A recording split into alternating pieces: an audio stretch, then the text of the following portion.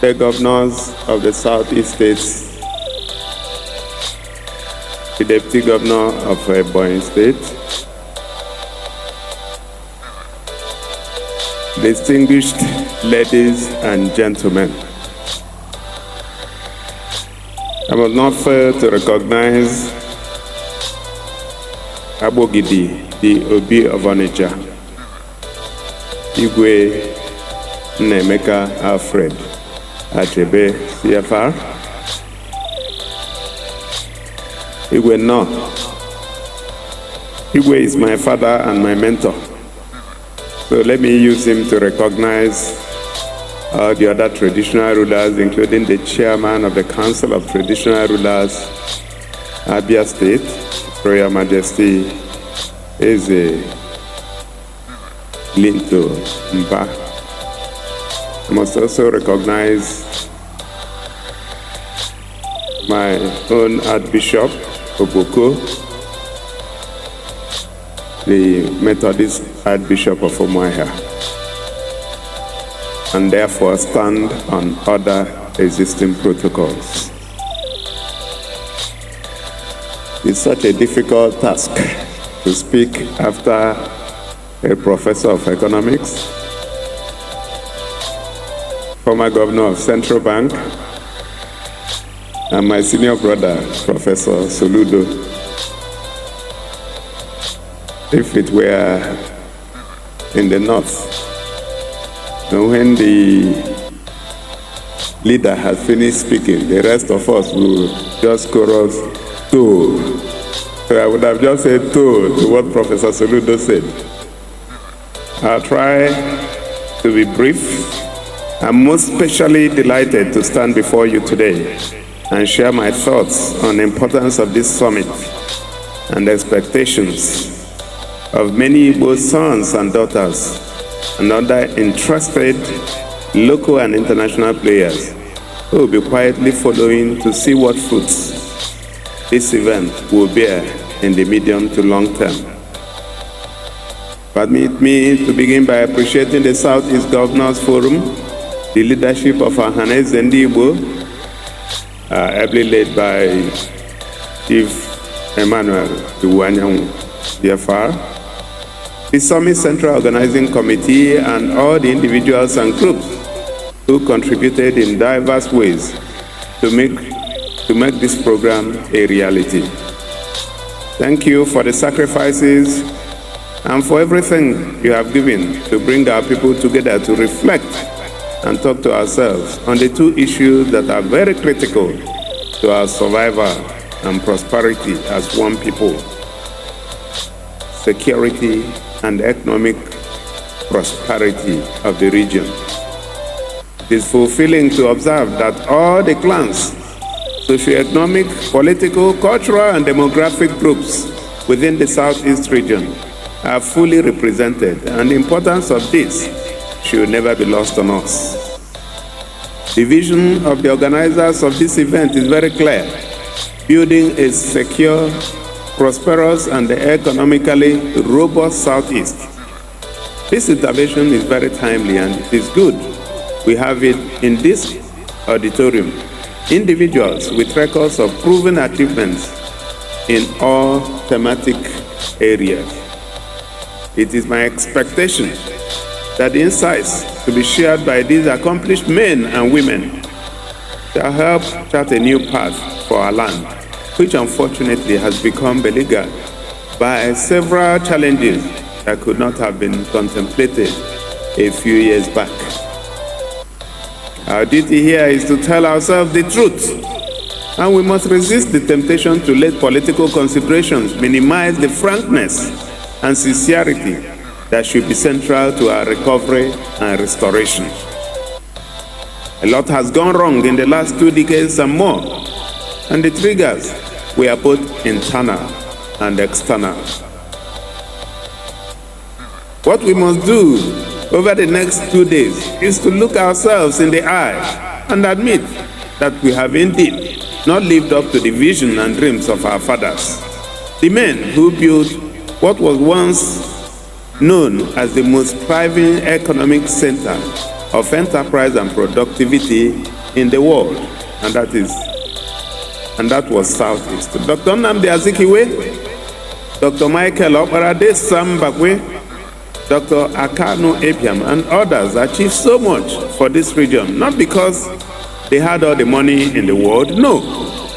What they had was a clear vision of where they wanted the region to be, and followed it up with the right commitment, made the right sacrifices, and built the networks and partnerships that enabled them to achieve so much within a very short time. Some of the most better developed cities and towns, outstanding institutions and structures we still have across all parts of Igbo land and beyond. We have very eloquent testimonies to the vision and developmental strides of our fathers. The question is, why did we stop? What comparable achievements have we recorded in the last 40 years compared to the previous 40 years? Why it is very convenient to blame military interventions and external sabotage for much of our failure, we must also look within and ask so searching questions. Have we been fair to ourselves? As leaders, have we done the best to advance the socio-economic interests of the land? Trading blames and pointing accusing fingers at others would do us no good. To solve our problems, including worrisome insecurity, requires the collective engagement of all stakeholders. As leaders, we must acknowledge that the challenges we face today were products of yesterday's decisions. How do we create jobs and the enabling environment to sustain enterprise? How can we support our young people to live out the full expression of their dreams here? How do we build an ecosystem that attracts and retains the best talents we can find? The needs of the modern man have evolved, and we must be able to develop the structures that speak to the appetites of the average individual in this age. Modern housing facilities, quality road networks, dynamic educational facilities that answer to the learning needs of the global economy, smart cities, high-speed broadband internet, one-stop shops and retail malls, standard hotels and event centers, parks and gardens, secured and clean neighborhoods, financial services centers, and access to quality water have become very central to our existence in this age. And any government that compromises on these would continue to witness the mass exodus of its best brains and minds. So what is the way forward? I cannot claim to have all the answers, but I have a few ideas that I believe are worth examining. One, we must be willing to engage with our youth population, understand their needs, and address that sense of alienation that is continuing to linger. We must importantly identify effective ways of tapping into the power of their creative mind for their lives and advantage. Additionally, we must appreciate that there is anger in the land, and there is a reason many people are disappointed. We must open a window of engagement with those who believe that they have not been paid attention to or they have not been treated fairly. As leaders, we must be open to listening to those we are leading, especially when we have different ideas about key issues. We must work for justice. Justice in our community, justice in our region, justice in the entire land. The common man feels that anything can happen and justice will hardly be done. The extortion and exploitation of our people by those in power must stop, and the life, voice, and freedom of every individual. Thank you. And the life, voice, and freedom of every individual must count within the limits permitted by law. We must rise to condemn the rampant acts of bloodletting and other forms of violent crimes in the region. Our culture and tradition regard the human blood as very sacred, and we must hold on to that. The desperation to get rich, especially amongst young people, has reached epidemic levels, and we must be genuinely worried. Is there anything we can do to make contentment a virtue in our land once again? I'll leave that to everyone in this auditorium to respond to. We also have a responsibility to find ways of addressing the rising problem of drug abuse, which is damaging the life and potentials of many of our young ones. Supply must be cut off, and those who profit from this pattern of destruction need to face the full wrath of the law. This is one matter we must never compromise on if we want to restore security and sanity in our communities. Importantly, we must encourage our people to look east by creating the right environment for their businesses. It is not enough to ask them to relocate home, but I must especially commend the industrialists and businessmen who are continuing to invest in this region. I thank you for your efforts at job creation and holistic economic growth within the region. I encourage others to begin to see the great opportunities that are developing here. But I must also address our leaders that we do not have a choice but to create the enabling environment for businesses to do well in the Southeast. Remember, fortune, they say, favors the brave. As political leaders, we must set the pace by identifying investment opportunities within our domain and commit adequate public resources to motivate private investors.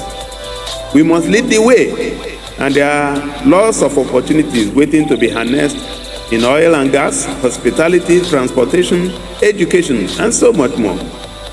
While it may make sense to say that government has no business in business, it is also factual to say that without government direction and commitment, no business will remain in business for a long time.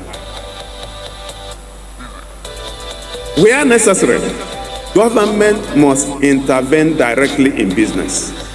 And I make bold to say that quite unlike what the classical economics will tell you, that government involvement in business is not healthy for business, I say that that is not true. I have it on authority that the United States government invests no less than $28.5 to $30 billion every year intervening in agriculture and ensuring food security in the United States. Same is done in energy and, of course, other areas, including transportation. At this point, I want to specially invite everyone seated here to the groundbreaking ceremony of the Abia Industrial and Innovation Park in Owaza.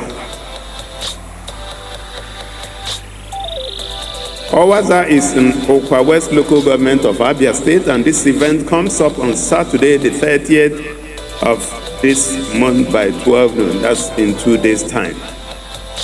The park, sitting on over 1,000 hectares of land, will host multiple layers of businesses, including modular refineries, petrochemical and fertilizer plants, and several other chains of enterprises that will take advantage of the oil and gas deposits in Okwa West. It is near to Aba and Port Harcourt cities. A seaport is in the works. An EPZ will also follow.